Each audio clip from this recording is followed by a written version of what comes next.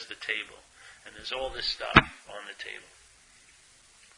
So, and there's an awareness of all the stuff, yeah? Now, we move and we put all new stuff on it. And let's say we do it 800,000 times. But there would be one thing that was always the same, which was the awareness of it. So your mind is aware. Right now it's aware of the mental content. Yeah? And so it's forgotten that it's awareness and it's gotten engaged in all of this. Yeah? So it's like the emphasis, instead of on the awareness, is on what it's aware of. Yeah? So you're aware of thoughts that are about a thing called a self. But we may not be aware of the awareness. That's the spiritual realization. The emphasis shifts from being aware of to the awareness. Yeah? Almost like content to context. It's like here there's this space, yes? And so there's this couch, and there's this table, and all this. So let's say this chair has been here for 50 years. Lots of asses have sat on this chair. Very important things have happened from this chair. So we're going to move it. Let's say I move the chair. Now, do I have to move space back to take the space of where the chair was? Is there do I have to go into a closet where I have a lot of space, this stuff, and put it back there? Or is it that the chair, and is there any evidence the chair was ever there? The only evidence would be on the floor and stuff. That's an awesome appearance. But you couldn't really see, when the chair was removed, it was as if it was never there. And it didn't take up any space, really. The space, just like a wall. There isn't like space, wall, and space. If you took the wall down, all there was space. You didn't have to move space in. The wall isn't taking up any space. It's actually appearing in space, in a way. The chair is like appearing in space. It's not taking up any space. This is appearing in space. It's not taking up any space. Yeah? So in a sense, this thing wasn't in space at one time. It was born. Yeah? And it's not going to be in space probably pretty soon in my story. Yes? And in a sense, it was as if it never really happened, because it didn't affect the space at all. Yeah? That's sort of what it's like. Spirit is like the space, and this is like an appearance in it. Yeah? When we're identified with the appearance, all we see is other appearances, and we don't sense the space. And that not sensing the space is what we're suffering from as an appearance. Yeah. But what do you do to keep the space? I found that I was on this camp during 2 weeks called No Mind this year. It's a New Age festival. We're doing a lot of meditation and stuff. And it was easier to keep my space there because everyone else was working on keeping their space too. It was like a relaxed energy, and everyone was friendly and you could easily open up. Yeah. And then I come home to Stockholm, busy city, go to 7-Eleven, and I close up like this again. And even though I got some maybe tools that I brought with me, that I try to greet everyone like they're an old friend that you haven't seen in 10 years, and try to open it up. Yeah. No, you don't get. You're not responding in that way. Anyways, that's people right. are like, is he high or what? Or is he drunk? Or is he crazy? Or is he... Yeah. That's just what I feel. But it's quite interesting to try to be in that space, and it's very courageous, I think, to stay. Well, let's just say, though, at a point, like let's say being in the present moment, there's a lot of books about how to get into the moment. Yes? What I'm saying here is different. I'm saying you can't be out of the moment. There's never been a moment in your life that you weren't in. Yeah? So if I'm in that space, no matter what's going on in the appearance, it doesn't take away that I'm that space, be it at 7-Eleven or at the retreat. The faith I have is that's what I am, no matter what the appearance says or shows up, anything like that. Yeah? That becomes reliable, that idea for me. So, to me, the sense of space isn't something like produced by doing something. It's a recognition that all there is that space. No matter how much I appear to be a chair, I can't affect the space. Yeah? It's like if a plane was in the sky and they called back to the terminal and said, "Hey, we just run into a giant chunk of space up here." You know? But tons of planes appear in the sky, but they don't run into any sky, do they? And there can be tons of explosions in there, but nothing hurts the sky, does it? And there can be rain, but the sky doesn't get wet. That's sort of what we are like. Yeah. We're like that sky. Everything's appearing in that sky, but what appears in it doesn't affect the sky. Yeah. So, whatever mental state my mind may be absorbed in, and whatever reality it's giving to it doesn't affect the real, to me, the underlying reality, which is space. No matter how many times I want to act like how much, hey, good night, honey.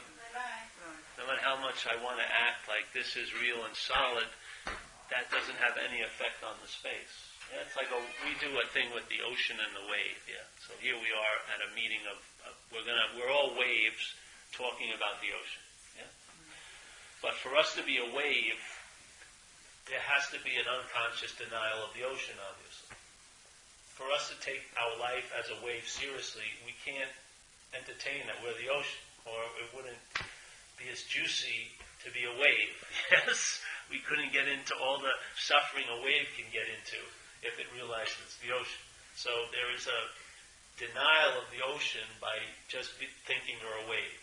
So just thinking you're a self is a denial of what you really are. Yeah? I don't care about the self entertaining the ocean. It can listen to its blue in the face about how lovely the ocean is. But if it hears it as a wave, it doesn't fucking matter. And to me, all I have to realize is I'm not a wave. Because I don't need to hear the glories of the ocean. I am the ocean already, yeah? But all I need to do is question, am I a wave? If I'm not a wave, that's the ocean. Yeah? So, I don't want to hear, a lot of people like to hear how great the ocean is, but what occurs is then the wave tries to have an experience of the ocean, which is ridiculous. It is the ocean. I would just say, hey, I'm not a wave, that's that. Yeah? Quicker for me. So you went to a place where they created a conditional situation where you could feel more at ease, so you could entertain something that you can't entertain when you're in Stockholm. Yes? But the fact is, what you were entertaining is in Stockholm. It's in the 7-Eleven.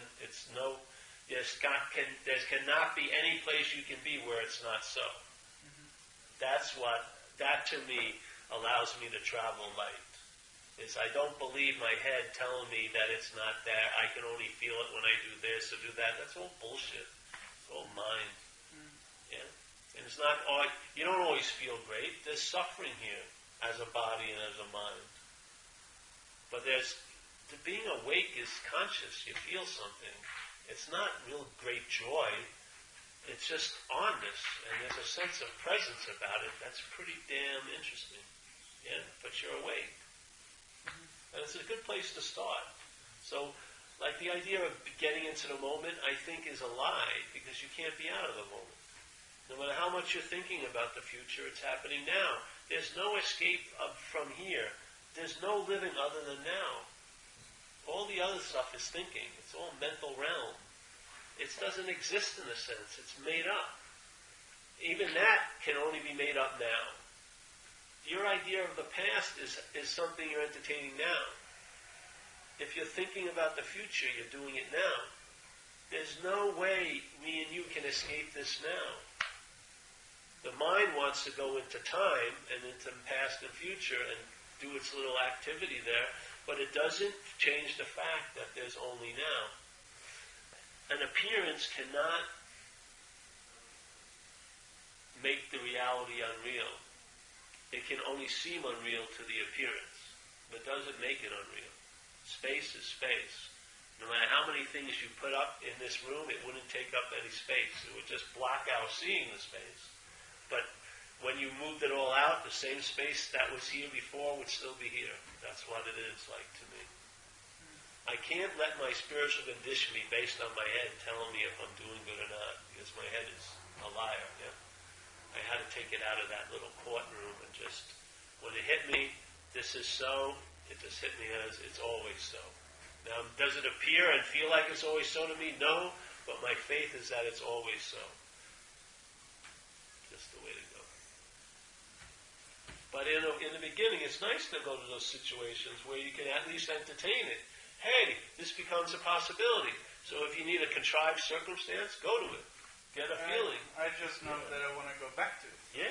I'm getting there. Yeah. It's in recovery. And nothing can stop you if you want. More and more I can go there even though I'm not in this confined. Exactly. Good. But it's still just in certain circumstances, maybe in a meeting, you get relaxed or with a friend from AA.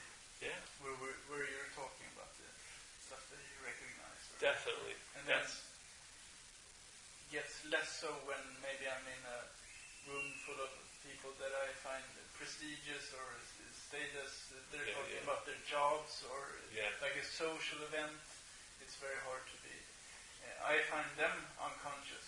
And they're talking about their job or their house and what kind of washing machine they've got or whatever. It's hard to be conscious then. I'm not very interested. And see, that will change too. Yeah. See, what's infrequent now has the possibility of becoming more frequent. It's just a matter of entertaining. That's all it does. Your mind is all there is. Like there was an old thing called the Course in Miracles that would say, if your mind intends to be free, nothing can stop it. The only thing is, it may choose a path that may take more time than other paths. So you can sit and meditate for 40 years, and you're inevitably going to have something occur, but you may want to save time and not have to do sitting for 40 years. For me, this was like that. I did a lot of meditation, and this was, see, there's one dilemma with doing stuff, is there's a sense of being the doer of it. That's the self, yeah? So the self thinks it's meditating, and then it's going to get something when it meditates. What I found after meditating for years, I wasn't aware of that pattern, and that pattern was diminishing any results, because it's the dilemma is bondage to self. You can be bonded to self as when you're meditating just as much as when you're shooting dope. One's like an iron chain, the other's a gold chain, but it's still bondage to self. You're still identified as the doer. Where so many times in AA you have the experience of life happening through you, where it dismisses that feeling of being the doer, and that's the great relief, is giving up or relinquishing the sense of being a personal doer. Yeah, it's very powerful. Buddha said a beautiful statement, or he supposedly said it. He said, events happen like this, deeds are done, but there's no individual doer thereof. Yeah? So life is going on just as it's going on, but it only implies to us that we're the doer. Doing can happen without a personal doer. Yeah? It does all the time. You can't shit when you want to, right? You're not pumping your blood, are you? You're not moving your heart. Are you going back to that food you ate last week to digest it? No, the body's doing it. Blood's moving or anything like that. Most of what you call you is totally involuntary, right? It's just running on its own little thing. It's only a little head with the megaphone going, I'm doing this. I'm me, mine. Fucking crazy. It has absolutely very little evidence for its story, but we fall for it all the time, yeah? I did it. Well, listen to the first step. Are you powerless over alcohol? If you were, then the behavior you exhibited when you were under the influence, you had no choice in the matter. It's like dancing with a gorilla. You only stop when it wants to stop. I mean, get the step or don't. The first step is powerless over alcohol. then why have all this guilt and shame about what you did under the influence of alcohol? Make your amends, and that's it. I heard that from some people that did amends too, that they had felt that as if I had been possessed, like it wasn't me there anymore, like the change of personality. And Yeah. when I had a drink, they could see it. It's like, Fuck yeah. hey, You see it in people's faces. You ever see people losing come him. in? It's Exactly. going into something else, you know. Do you see people at meeting and then they go out and see them? Their face is totally different. They've been taken over. They've been ridden for a couple of days, man. It's nasty. Fuck. For Yeah. I have to leave. Oh, you do? For cooking. Oh, yeah. Let me talk with Jonas. No, I'll go with you, honey. This is enough, wasn't it? It was a pleasure, eh? Yeah, it's good. Yeah, good, man. Yeah. Well, we're going to have a big thing on Friday, Saturday, and Sunday anyway. Explore all this stuff. That's the point. Repetition's helpful. Yeah, yes. Just because, like, your head is constantly repeating the bullshit, it's nice to put something else in there. Seriously. And all your mind, I know, can entertain it. It's got an incredible ability to entertain. Look what it's doing with this place. It's entertaining separation. Doesn't it seem real? Fuck. Yeah. Does it? Seems real as hell, doesn't it? Feels like I'm in suffering and I'm different and my thoughts are private and your thoughts are da-da-da-da. This is all made up. Yeah. We have even 2 years of our life when we were a kid, it wasn't so. And yet we have an evidence when we first showed up here, it wasn't us, that it isn't so, and yet we still fall for it. It couldn't even keep it going from the day we appear till the day we die. There's big giant gaps to the story where life is shining through. And yet the head just overrides it and keeps telling the story of Paul and you and how important it is for you not to get what you want. It's unbelievable. All right, let me talk to Jonas.